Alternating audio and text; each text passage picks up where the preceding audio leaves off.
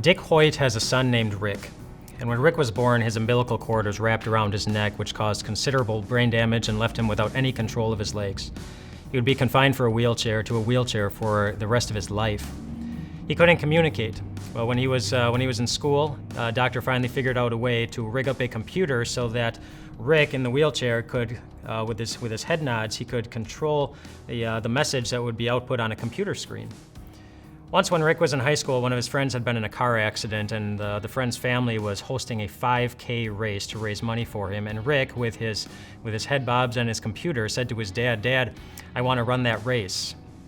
Of course, what he meant was, "Dad, I want you to push me in the wheelchair for the 5K." And Dad hadn't run in a long, long time, and he thought his son was crazy, but he could tell it meant a lot to his son, so he said, "Okay, I'm gonna do it." And so they went to the 5K, and he pushed his son for the wheelchair, and Dad afterwards, he finished the race, but Dad described it as the most painful, miserable experience of his life until Rick came up to him after the race, and with his head bobs and with his computer, he said, "Dad, when we were running in the race and you were pushing me in the wheelchair, it felt like I could walk again."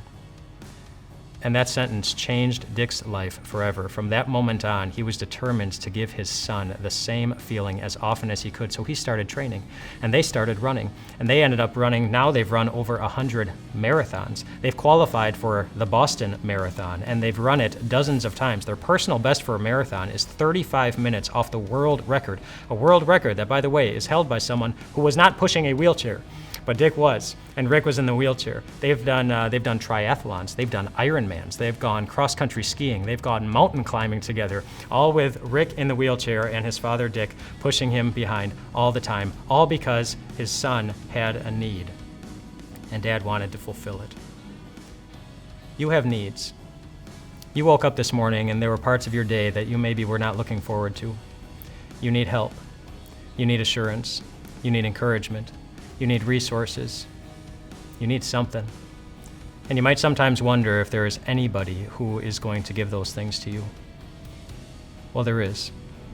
In Philippians chapter 4, the Apostle Paul says this.